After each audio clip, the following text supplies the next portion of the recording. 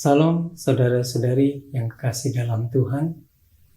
Kita bertemu kembali di dalam rangkuman pelajaran Sekolah Sabat. Pelajaran yang ke-11 yaitu melaksanakan kasih. Kita mulai dengan berdoa. Bapa di surga, kembali kami ucap syukur. Tuhan, urapi kami dengan Roh-Mu yang kudus untuk siap menerima firman. Berikan kami pengertian dari surga. Dalam nama Tuhan Yesus. Amin.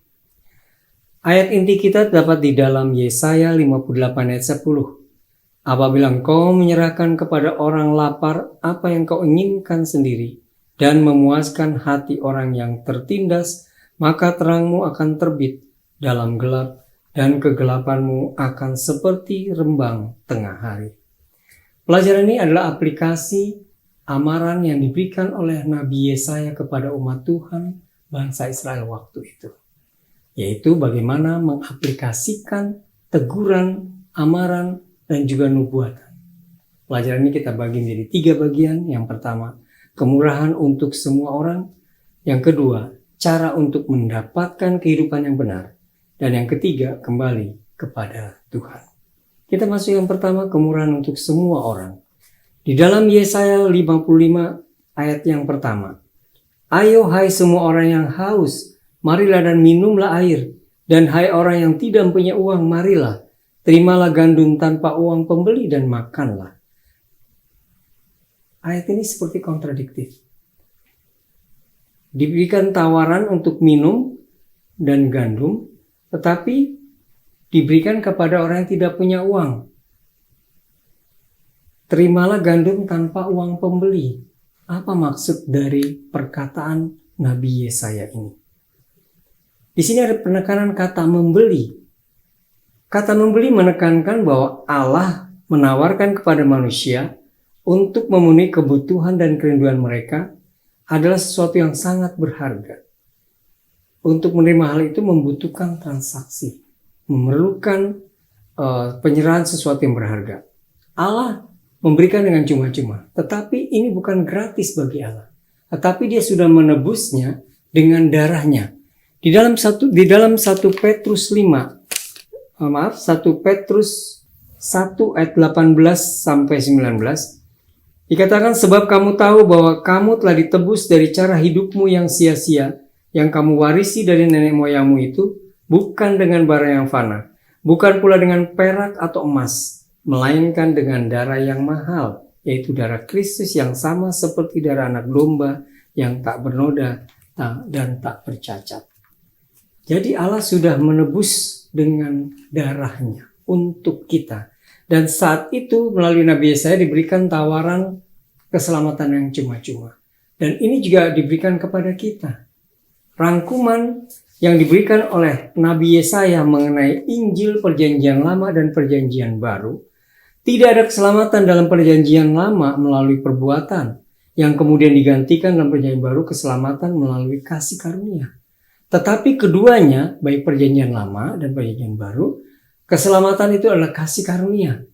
Pada saat Adam dan Hawa jatuh di dalam dosa, katakan Allah memberikan kepada mereka janji seorang pembebas, yaitu melalui keselamatan Yesus Kristus yang dinyatakan, digambarkan melalui korban, yaitu kambing dan domba. Tetapi ini gambaran yang sebenarnya itu menunjuk kepada Yesus.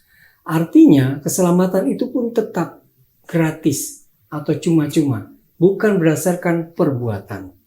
Jadi keselamatan Perjanjian Lama dan Perjanjian Baru adalah keselamatan yang berdasarkan kasih karunia.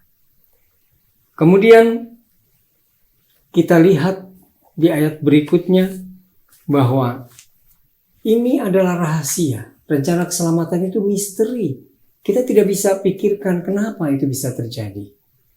Karena di dalam 1 Korintus 2 ayat 16 katakan, siapakah yang mengetahui pikiran Tuhan sehingga ia dapat menasihati dia? Yesaya 55 ayat 8 dan 9 dikatakan, sebab rancanganku bukanlah rancanganmu dan jalanmu bukanlah jalanku, demikianlah firman Tuhan. Seperti tingginya langit dari bumi, demikianlah tingginya jalanku dari jalanmu dan rancanganku dari rancanganmu. Saudara-saudara bisa lihat, perhatikan ayat tadi. tingginya jalanmu dan jalanku, rancanganmu dan rancanganku berbeda. Kemudian di dalam Ayub 39 ayat 4 dan 5, apakah engkau mengetahui waktunya kambing beranak atau mengamat-amati rusa waktu sakit beranak? Dapatkah engkau menghitung berapa lamanya sampai genap bulannya dan mengetahui waktunya untuk beranak? Saudara-saudara mungkin yang punya peliharaan, entah kambing, domba, atau binatang lainnya, tahu kapan dia melahirkan, karena tahu waktu dikawinkan. Tetapi bila berbicara mengenai binatang liar, binatang hutan, tidak tahu kita, tetapi Allah tahu. Itulah luar biasanya Allah itu. Dia melebihi pemikiran kita. Jadi keselamatan yang cuma-cuma berdasarkan kasih karunia itu misteri bagi kita. Tetapi Allah sudah nyatakan melalui Yesus Kristus. Di dalam My Life Today halaman 360, tulisan Ellen G. White, tema penebusan adalah suatu hal yang rindu untuk dipelajari oleh para malaikat. Itu menjadi ilmu dan lagu dari orang yang ditebus di sepanjang zaman kekekalan. Apakah hal itu tidak layak untuk dipikirkan dan dipelajari dengan cermat sekarang ini? Pelajaran yang tidak akan ada habisnya. Berbagai tema tentang inkarnasi Kristus, korban pendamaiannya, dan pekerjaan pengantaraannya akan mengisi pikiran para pelajar yang rajin selagi masih ada waktu. Dan melihat ke surga dengan jumlah tahun yang tidak terhitung, dia akan berseru, sungguh besar misteri kealahan itu. Jadi keselamatan itu adalah misteri. Yang kita perlukan saat ini hanya menerima keselamatan yang sudah dianugerahkan melalui Yesus Kristus. Kemurahan untuk semua orang untuk mendapatkan keselamatan yang gratis. Anugerah kasih karunia di dalam Yesus. Misteri atau rahasia Allah yang tentang rencana keselamatan ini melampaui pikiran kita. Yang kedua, cara untuk mendapatkan kehidupan yang benar. Bagaimana kita bisa hidup benar setelah menerima keselamatan itu? Jadi tidak ada istilah sekali selamat, tetap selamat. Tetapi keselamatan itu harus dipelihara. Setelah kita mendapatkan keselamatan yang gratis, bagaimana caranya kita supaya hidup benar?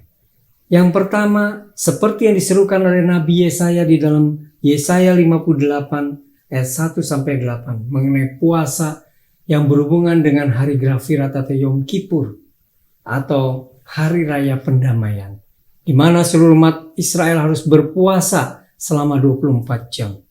Di dalam Imamat 16 ayat 29-31 di sana dikatakan setiap tanggal 10 bulan yang ke-7 mereka harus berpuasa. Apa artinya puasa? Menurut kamus bahasa Indonesia dikatakan puasa menahan diri dari tidak makan dan tidak minum, atau tidak melakukan sesuatu yang akan melanggar kita puasa. Tetapi di dalam Yesaya 58 ini, itu tidak hanya berhubungan, puasa itu tidak hanya berhubungan dengan tidak makan dan tidak minum. Tetapi ini juga mengacu kepada keadilan, penyerahan diri. Puasa bertujuan untuk merendahkan diri, tunduk, mengakui dosa, tergantungan kita kepada jasa-jasa Kristus. Yang kedua, memohon pengampunan. Dan yang ketiga, penyangkalan diri, yaitu roh untuk berterima kasih dan bersyukur. Oleh karena itulah, Yesaya menegur kepada umat Israel dalam Yesaya 58 ayat 1-8. Mereka masih melakukan kepentingan diri sendiri pada saat berpuasa. Berlaku tidak adil, masih berbantah dan berkelahi. Jadi saudara-saudara, kalaupun kita berpuasa, kalau masih ada dendam di dalam hati kita, ada rasa tidak suka atau hal-hal yang tidak baik, entah dengan suami, istri, anak, atau tetangga, atau orang gereja, atau mungkin dengan hamba Tuhan, pendeta, katakan puasa kita tidak layak di hadapan Allah. Bangsa Israel mereka lebih mementingkan ritual, bukan perubahan perilaku yang benar seperti Yesus. Seperti Rasul Paulus katakan di dalam 1 Korintus 12 ayat 6b. Kita menaruh pikiran kita, pikiran Kristus. Puasa harus merubah karakter kita seperti pikiran Kristus. Lalu setelah berpuasa, apalagi yang harus kita lakukan? Yaitu mencari Tuhan. Seperti Ribka, Yosia, dia mencari Tuhan. Bagaimana caranya mencari Tuhan? dengan berkomunikasi kepada Allah, yaitu doa dan membaca Alkitab. Berdoa kita bicara kepada Allah, menyampaikan keinginan kita. Membaca Alkitab kita mendengarkan Allah berbicara. Lalu yang ketiga, melakukan kebaikan. Walaupun Yesus sangat rajin di dalam melakukan ritual keagamaan, tetapi dia tidak fokus dengan pelayanan, kebaikan, kemurahan, dan keadilan. Lalu yang terakhir, kembali kepada Tuhan. Di dalam Yesaya 58 ayat 13-14 mengenai berkat-berkat Sabat. Apa hubungannya Yesaya mencatat di dalam Yesaya 58 ini dengan pelajaran kita tentang Sabat? Yang pertama hubungannya. Upacara tahunan hari pendamaian juga adalah hari Sabat. Yang kedua, upacara Sabat khusus ini sama seperti Sabat setiap pekan, di mana semua pekerjaan dilarang. Yang ketiga, demikian juga meskipun konteks Yesaya 58 ayat 13 dan 14 adalah upacara hari pendamaian, pekabaran juga dapat diterapkan kepada Sabat mingguan. Jadi, hubungannya sangat erat, karena Yesaya 58 mempunyai 3 tema utama. Yang pertama, penyangkalan diri, yaitu tadi dengan cara puasa dan komunikasi dengan Allah. Yang kedua, kebaikan dalam bersosial. Dan yang ketiga, Sabat. Inilah bagaimana kita mengaplikasikan kasih. Yang pertama, kita harus terima Yesus keselamatan yang cuma-cuma ini. Yang kedua, kita melakukan komunikasi dengan Allah, berpuasa. Kemudian kita melakukan aktivitas sosial kepada sesama kita. Dan yang terpenting, kita beristirahat pada hari Sabat. Mengakui Tuhan sebagai pencipta. Karena dengan menerima Sabat, kita mengakui Tuhan sebagai pencipta kita. Saya ingin baca sebagai penutup di dalam kutipan seri Membina Keluarga jilid 4 halaman 142. Tidak ada yang dapat melakukan kebajikan yang sesungguhnya tanpa penyangkalan diri. Hanya dengan kehidupan yang sederhana, penyangkalan diri dan penghematan yang ketat memungkinkan kita untuk melakukan pekerjaan yang telah ditentukan kepada kita sebagai wakil-wakil Tuhan. Kesombongan dan ambisi duniawi harus disingkirkan dari hati kita. Dalam segala pekerjaan kita, prinsip tidak mementingkan diri yang dinyatakan dalam hidup Yesus harus dijalankan. Pada dinding rumah kita, pada lukisan-lukisan, pada perabotan rumah tangga, kita harus membawa ke rumahmu orang miskin yang tak punya rumah. Pada lemari pakaian kita haruslah terbaca tulisan, seakan ditulis oleh tangan Allah. Apabila engkau melihat orang telanjang, supaya engkau memberi dia pakaian. Di ruang makan, di atas meja makan yang penuh dengan makanan, kita harus melihat goresan, supaya engkau memecah-mecah rotimu bagi orang yang lapar. Kiranya pelajaran ini memberikan satu kekuatan pada kita, motivasi, supaya kita mengaplikasikan kebenaran yang kita sudah terima. Kiranya Tuhan berkati kita semua. Kita berdoa. Bapa di surga, terima kasih firman-Mu. Biarlah firman-Mu boleh hidup dalam diri kami. Dengan kuasa Roh Kudus-Mu kami boleh hidupkan itu dalam kehidupan kami sehari-hari. Ampuni dosa kami, dalam nama Tuhan Yesus kami berdoa. Amin. Jangan lupa subscribe, like, dan share video ini. Tuhan memberkati.